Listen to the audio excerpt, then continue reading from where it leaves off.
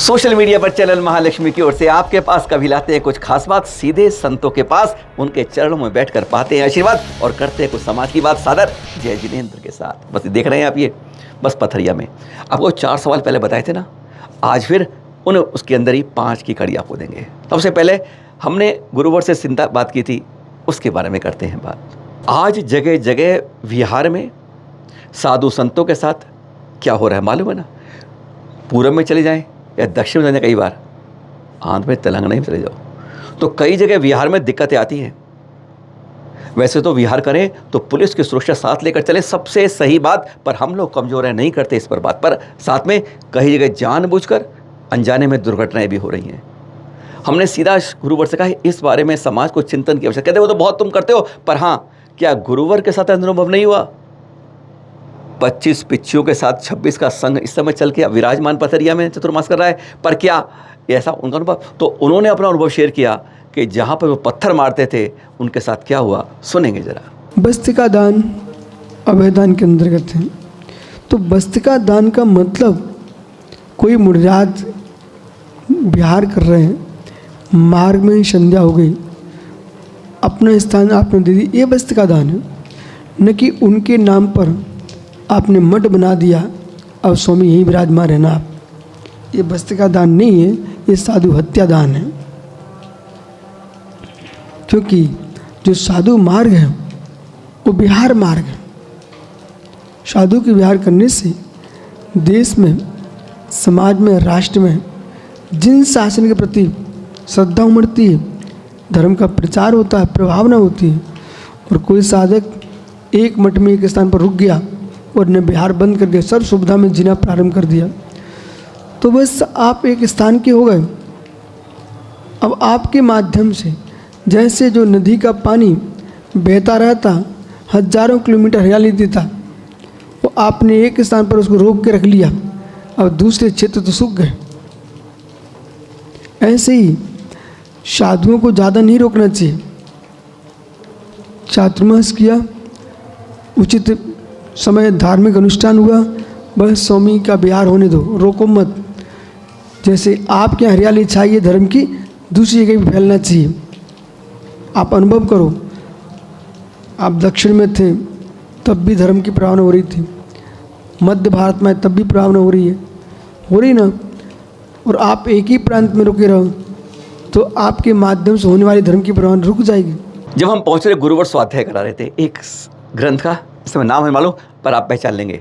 उसमें आ रहा था कि कई तरह के गुप्तचर होते हैं, कहीं पेंटिंग बनाते हुए आपको गांव में मिल जाते हैं, शहरों में आते हुए, कोई कपड़ा बेचते हुए आते हैं, कुछ इस तरह से जो वास्तव में गुप्तचर होते हैं, जगह जगह खबर लेके पहुंचाते हैं अपने प्रमुख के पास। इसी तरह से हर राष्ट्र की मजबूती उन गुप्तचरों पर ही निर्भर रहती है। हमारे कई कांड हुए ना, पहलगाम में हुए, ऐसे हुए, कहीं गुप्तचरों की कमी रही। तो क्या ऐसे गुप्तचर वो बोल रहे थे गुरुवर, तो हमने सीधा उनसे उसमें कहा गुरुवर इसका सवाल का जवाब चाहिए। जिस तरह से राष्ट्र की सुरक्षा में गुप्तचरों की आवश्यकता पड़ती है, क्या वर्तमान में आज समाज के लिए भी ऐसे गुप्तचरों की आवश्यकता है? सवाल बहुत ऐसा था, गंभीर था, राष्ट्र की बात के अंदर समाज के लिए। समाज को भी क्या इस तरह के गुप्तचरों को रखना चाहिए? अगर रखे तो क्यों? धर्म के नाम पर, प्रचार के नाम पर, विद्वान के नाम पर ऐसे देश हैं जहाँ तुम्हारे लिए प्रवेश नहीं है।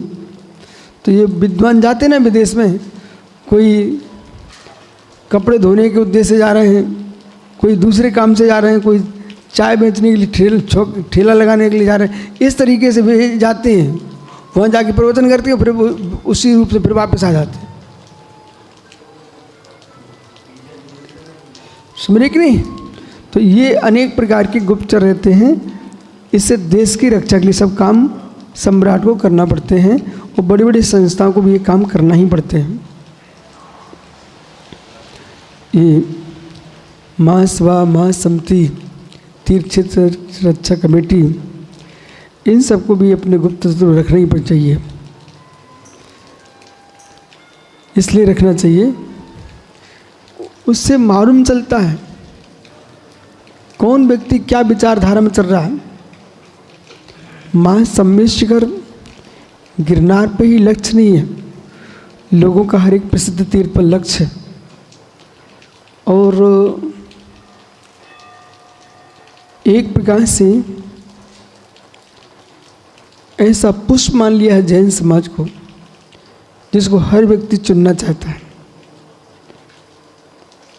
हर व्यक्ति चुनना चाहता है।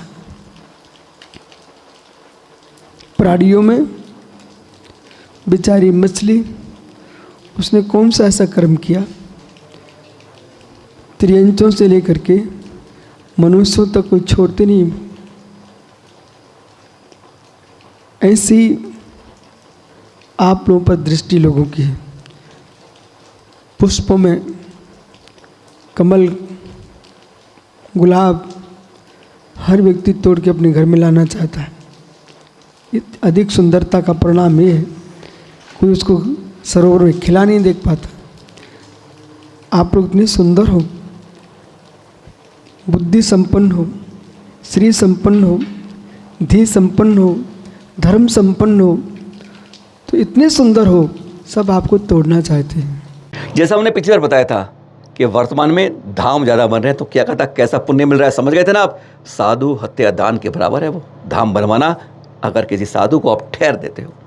पर हमने इस बार गुरुवर से एक बार बात कर दी। जब उनके जवाब की थी तो हमारी साफ बात एक स्पष्ट उठ गई कि गुरुवर, आज वर्तमान में हम चुन चुन कर किसी किसी के खास खास के ही नाम से तीर्थ या जिनालय बन रहे हैं। मंदिर मत कहिए, जिनालय का लिए अपने में, जिससे किसी दूसरे में अंतर पड़े। जिन का आलय जैसे शिक्षा का आलय होता है, इसे भगवान के हमने यही कहा कि गुरुवर आज ऐसा होने लगा है कि जगह जगह सामाजिक रूप की बजाय कुछ चुन चुन कर विशेष के ऊपर यह जिनालय बनने लगे हैं। आप सीधा स्पष्ट सुन लें तो आप लोगों के लिए कहते हैं कि तीर्थंकरों के नाम की बजाय अपने अपने संतों के भक्तों के नाम पर ही हम जिनालयों की शुरुआत कर रहे हैं। वह जिनालय क्या कहते हैं, उस साधु के नाम पर बना देते हैं। तो क्या इस तरीके से समाज बढ़ता नहीं है, क्योंकि उन जगह पर और साधुओं का प्रवेश तक रुक जाता है। कड़वा सच है, माफ कीजिएगा, पर हकीकत कुछ ऐसे ही कहती है। अपने भी अनुभव ऐसे हमने साधुओं से सुन चुके हैं, देख चुके हैं। तो क्या आज समाज इस तरह से अपने अपने नाम से अपनी अपनी जगह पर अपने अपने गुरुओं के इसी तरीके से बनवाए जिनालय, तो क्या सही है? उन्होंने जीर्णोद्धार करवाया, उन्होंने बनवाया, अब उन्हीं के भक्तों के साथ उन्हीं के संघ की एंट्री सही है, बाकी की नो एंट्री। सुने जरा। एक तदधिकार न आप स्वयं करें न दूसरे को करने दें। सामाजिक तीर्थ हैं, उन्हें सामाजिक ही रहना दिया जाए। नमो लो सौ साड़म की दृष्टि, वैसे नमो लो सौ अरियंताणम, नमो लो सौ सिद्धाणम, नमो लो सौ आर्यणम, नमो लो सौ वज्जाणम, नमो लो सौ बुसावणम। लोह शब्द सब में जुड़ना चाहिए। कोई एक तीर्थ न समाज विशेष का होता है, न व्यक्ति विशेष का, न साधु विशेष का। तीर्थ है वहाँ पर सभी व्यक्तियों को समान अधिकार। अनंतों पर कब्जा नहीं, सिद्धों पर कब्जा नहीं। जैसे वायु, पानी, मेघों का नीर, वायु, चंद्रमा, सूर्य का प्रकाश संपूर्ण जीवों के लिए सामान्य है। ऐसे बीतरा के दिगंबर तीर्थ, जैन मुनि, इन पर सबका अधिकार है आराधना के लिए। संप्रदाय बनाने के लिए तो किसी का अधिकार नहीं है। जिस मंदिर की जो विधि है उस विधि से आप आराधना करो। किसी की पूजन पद्धति में विघ्न करके समाज में बिखराव की आवश्यकता नहीं। ऐसा शरद भैया ये पूरे देश को एक मंगल संकेत है कि हमको न जाति के नाम पर न भाषा के नाम पर देश का विघटन न किया जाए। देश सुरक्षित है तो सारी जातियाँ सुरक्षित हैं, देश सुरक्षित है तो सारी भाषाएं सुरक्षित हैं। इसलिए परस्पर के क्लेश में कोई भिन्न पुरुष आकर के हमारे देश पर पूर्व जैसे अधिकार न जमा लें। उनके संग में भी सभी कहते हैं टोपी वाला तुम बहुत वैसे हो गए हो। और आज सब ये करते हैं कि हम कम से कम तीर्थों के बारे में बोलते थे। तो हमने सीधा गुरुवर से कुछ कहते कि तीर्थों में आज ऐसा हो रहा है, कहीं बदलाव हो रहा है, कहीं विकास के नाम में टूट रहा है, कहीं यात्री नाम में टूट रहा है, बहुत हर जगह निशाना जैसे जैन तीर्थों पर ही मारा जा रहा है। तो सवाल था, गुरुवर ने हमसे कहा तुम्हें मालूम है तीर्थों की सुरक्षा का मूल मंत्र क्या है? हमने कहा गुरुवर हमें आप बताइए, जन जन के लिए पहुँच जाएगा। क्या कहा उन्होंने, सुनेंगे जरा।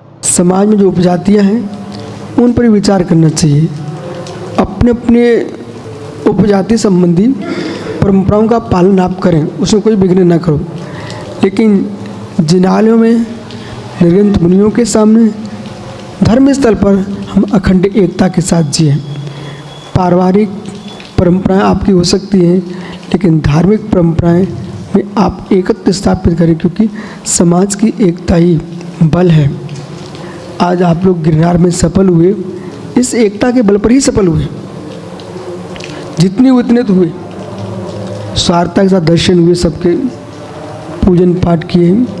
ये बहुत अच्छा एक समाचार में आया कि गिरनार पर इस वर्ष अच्छे लोग यात्रा को पहुँचे, और तीर्थ यात्रा ही तीर्थों की रक्षा का मूल मंत्र है। कड़ी में आपको यह 5वां सवाल आगे करेंगे तीसरी बात पर। हाँ, गुरुवर से हमने सीधा कहा कि गुरुवर, आज लोगों का ध्यान जो हमें दिख रहा है प्राचीन तीर्थों की बजाय नए तीर्थों के निर्माण पर लग रहा है। आज के श्रेष्ठी जन प्राचीन तीर्थों पर इतना, क्योंकि जो हम देख पा रहे हैं वही बता रहे हैं कि जो हमारे अतीत के 1000 साल 12 साल 14 साल पुराने तीर्थ उन पर ये सही की दिखती है, तो जहाँ पर कुछ नहीं होता, या हमारे पास है तो उनकी आर्थिक स्थिति इतनी कमज़ोर है, जिसके लिए हम बार बार कहते हैं कि साधु संतों के चतुर्मास अगर वर्षा योग कहते हैं एक बार में 50-50 के भी 50 तीर्थों पर हो जाएं, तो कहते हैं 5 साल में हमारे तीर्थों की सुरक्षा की चिंता करनी बंद हो जाएगी। पर ऐसा नहीं, इस बार वैसे 10-12 संतों ने इसकी शुरुआत की है। धन्य हैं हम उस बात के लिए, बहुत बहुत धन्यवाद देंगे कि ये शुरुआत हो रही है। पर हाँ, हमने सिर्फ यही कहा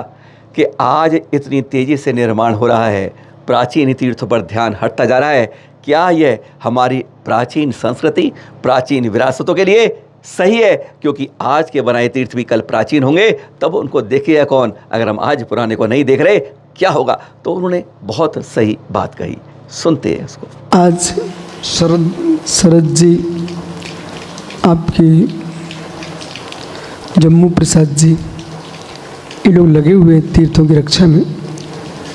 सभी साधु वृंदों का कर्तव्य है जितने चातुर्मास में खर्च हो वो कम करा करके तीर्थ रक्षा की ओर ले जाना चाहिए।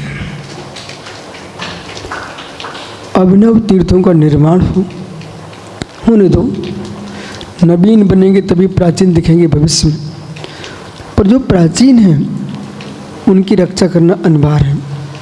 न स्वयं तोड़ो न दूसरे से तोड़ने दो। आप भी कहें कि इतनी लंबी बात करते हैं, इसलिए छोटी छोटी बात जिसे कहते हैं ना थोड़ी हजम हो जाए, ये ना हो कि यहाँ से पहुँच के यहाँ निकल जाए। बस इसलिए आपको आज के सवालों में 5 सवाल अगली बार तीसरी कड़ी में करेंगे, क्योंकि कहते हैं जब आचार्य विश्व सागर जी बोलते हैं खरी खरी आगम अनुसार बोलते हैं, समाज के हित में बोलते हैं और आप उसको तोलते हैं। ठीक है, तीसरे का इंतजार कीजिए। सादर जय जिनेंद्र।